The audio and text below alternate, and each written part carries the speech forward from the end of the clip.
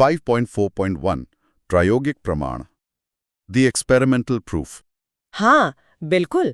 अब ये साबित हो चुका है कि डीएनए अर्धसंरक्षी रूप से ही प्रतिकृति करता है। ये सबसे पहले ई कोलाई में दिखाया गया। और बाद में उच्च जीवों में भी, जैसे पौधों और मानव कोशिकाओं में। ये प्रमाण किसने दिया? इसका मुख्य श्रेय मैथ्यू मेसेल्सन और फ्रैंकलिन स्टाल को जाता है, जिन्होंने 1958 में ई कोलाई पर प्रयोग किए। उन्होंने क्या किया था? क्या आप संक्षेप में बता सकते हैं? जरूर।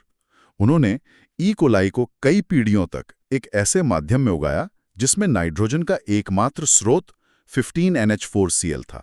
15 नाइट्रोजन का भारी आइसोटोप है। तो बैक्टीरिया के डीएनए में भारी नाइट्रोजन 15N आ गया होगा। हाँ, नए बनने वाले डीएनए में 15N शामिल हो गया।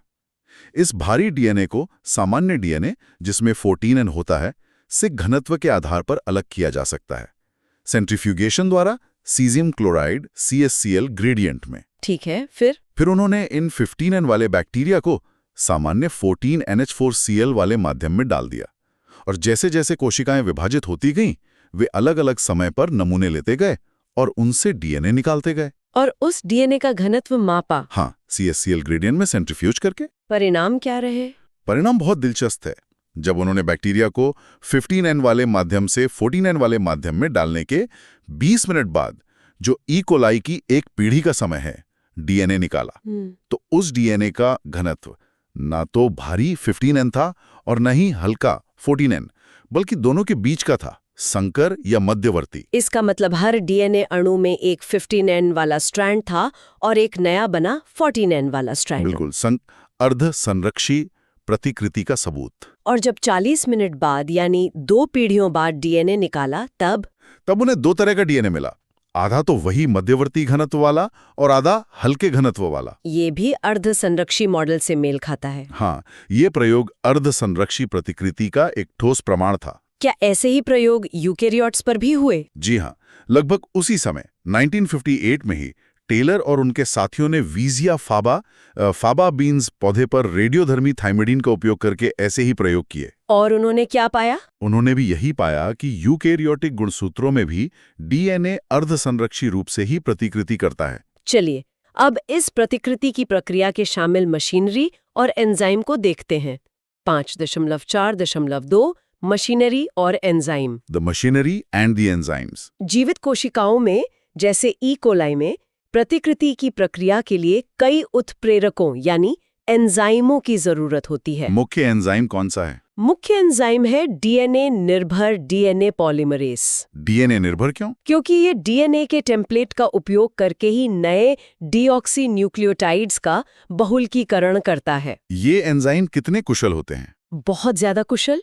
सोचिए, ई कोलाई में 4.6 मिलियन बेस पेयर की प्रतिकृति सिर्फ 18 मिनट में पूरी हो जाती है। इसका मतलब जुड़ने की रफ्तार? इसका मतलब बहुलकीकरण की औसत दर लगभग 2000 बेस पेयर प्रति सेकंड होनी चाहिए। अविश्वसनीय। और सिर्फ तेज होना ही काफी नहीं होगा। बिल्कुल नहीं। इन पॉलीमरेज को तेज होने के साथ साथ बहुत ज्यादा सटीक एक्यूरेट भी होना पड़ता है। क्यों? क्योंकि प्रतिकृति में हुई कोई गलती, उत्परिवर्तन, म्यूटेशन का कारण बन सकती है। इस प्रक्रिया में ऊर्जा भी लगती होगी? हाँ, ये ऊर्जा की दृष्टि से काफी महंगी प्रक्रिया है। जो डीऑक्सीराइबोन्यूक्लियोसाइड ट्राइफॉस्फेट्स होते हैं, वो दोहरा काम करते हैं। वो सबस्ट्रेट का काम तो करते ही हैं, साथ ही बहुलीकरण की प्रक्रिया के लिए ऊर्जा भी प्रदान करते हैं। कैसे? उनके जो आखिरी के 2 फॉस्फेट बॉन्ड होते हैं, वो उच्च ऊर्जा वाले होते हैं, जैसे एटीपी में होते हैं।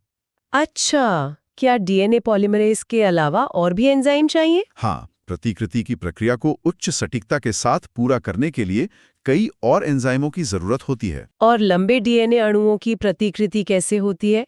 क्या पूरा डीएनए एक साथ खुल जाता है? नहीं, ऐसा नहीं होता। उसमें बहुत ज्यादा ऊर्जा लगेगी।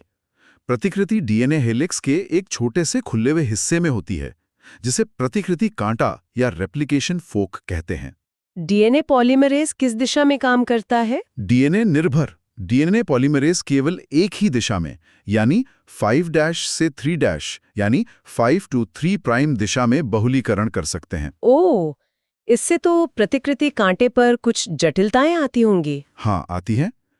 एक स्ट्रैंड पर जिसका टेम्पलेट 3' to 5' दिशा में होता है, उस पर तो प्रतिकृति लगातार या कंटिन्यूअस होती जाती है। लेकिन दूसरे स्ट्रैंड पर जिसका टेम्पलेट 5' to 3' दिशा में है, उस पर प्रतिकृति असंतत या डिसकंटिन्यूअस होती है, छोटे छोटे टुकड़ों के रूप में।